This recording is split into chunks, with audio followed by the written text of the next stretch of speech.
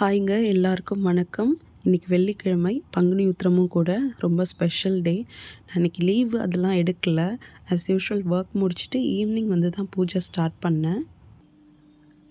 இன்றைக்கி முருகருக்கு special day அப்படிங்கிறதுனால வேலுக்கு அபிஷேகம் பண்ணி வேல்மாறல் படித்தாச்சு.